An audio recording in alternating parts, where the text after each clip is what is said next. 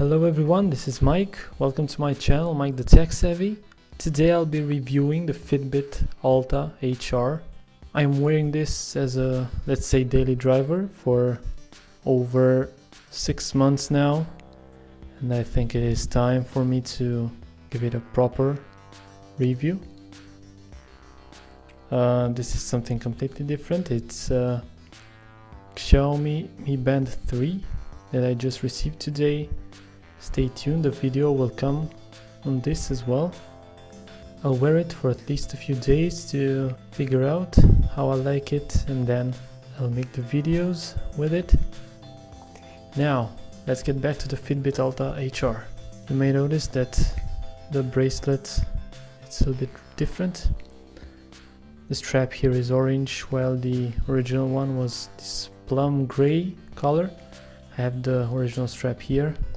I just switched it for a more, let's say, summer look. It's the S size because my wrists are fairly small, if not even girlish. Another couple of details, so stainless steel tracker, blue-gray band. On the other side, you can actually size your wrists right here. Very important note here, water resistant. This fitness tracker is water resistant, not waterproof. I wouldn't suggest diving or swimming with it. Maybe showering, yeah, but not even that. I usually take it off when showering and when going to the pool, and that's quite annoying. In the box, which is really nice and high quality, we will find the tracker itself with a welcome sticker here, Fitbit setup, let's say manual. Okay, so what do we got here? Yeah, it's a setup guide. You don't really need it. It's very simple to set up. Safety instructions and warranty. I don't care about this. And of course you have the charging cable in a very stylish plastic thingy, which is right here, USB type. You can long press this thing to reset it or something. I never had any issues, so I didn't need to press this button. You have these two pins that need to be aligned, so you have two pins on the back here on the sides, and you need to align them when charging, just like here. They aren't magnetic or anything, so you just have to make sure you align them properly. It's not that difficult. But I'm really bothered that Fitbit makes a different charging type for each of their devices, so that's quite annoying, and I'm not really sure why they don't use a standard. As for the tracker itself, it's really high quality, let's say. You have steel for the sides and for the body of the tracker. On the front we have normal glass. I don't think it's Gorilla, otherwise they would have surely said it. On the back we have the heart rate sensor. They call it Pure Pulse or something. The pins for charging it, and here of course you have the very simple method of removing the strap. So just press here and the strap goes away. You can find these very easily on Amazon or on eBay, and replacement straps are usually quite alright. I like this style a bit more. This is the style that was used with the normal Fitbit Alta bracelet, so the Alta HR has bested this design, which is the more watch-like clasp and overall strap. I wear my Fitbit tracker on the right wrist because on the left one I'm usually wearing a watch.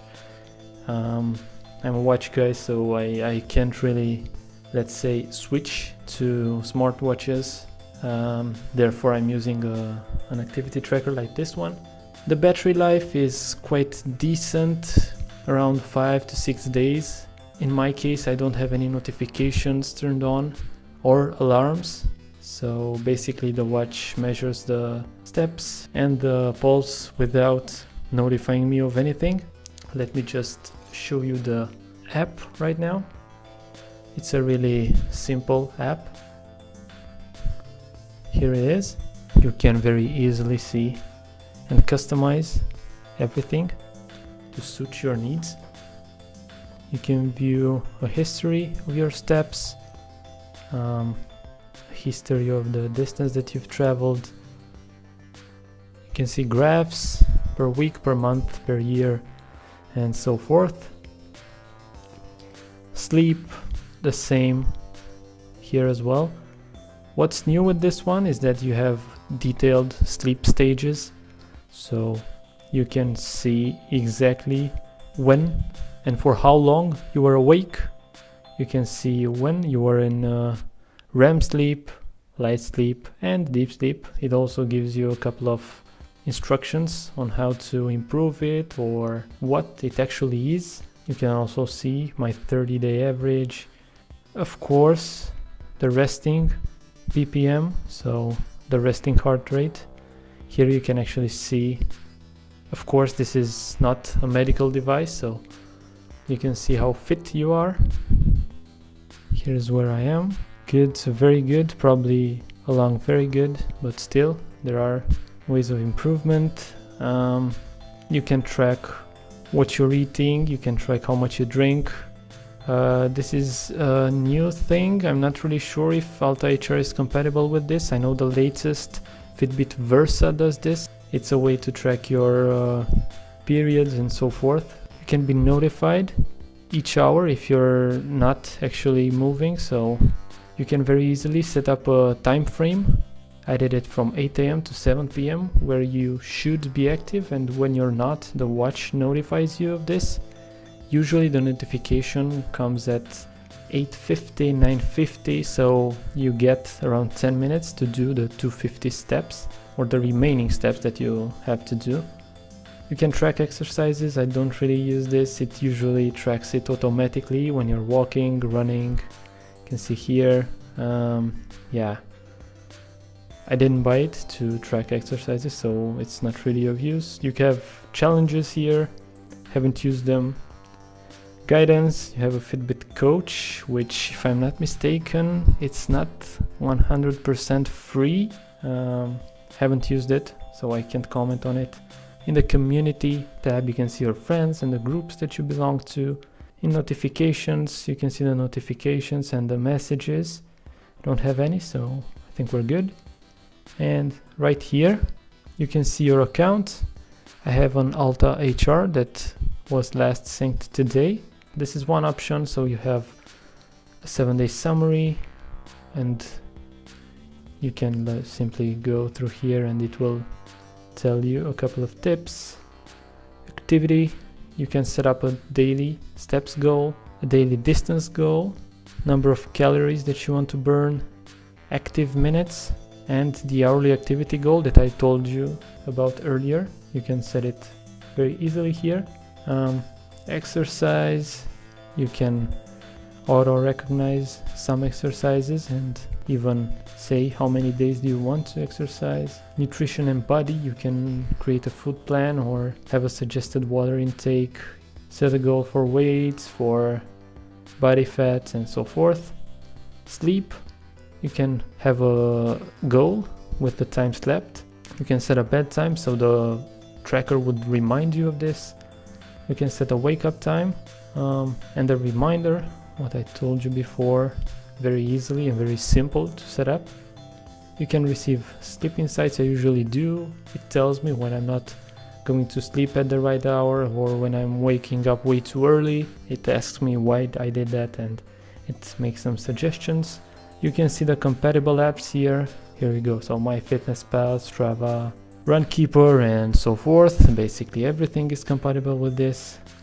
Notifications, if you want notifications on your email or on the device itself. Manage data, you can delete your account from here.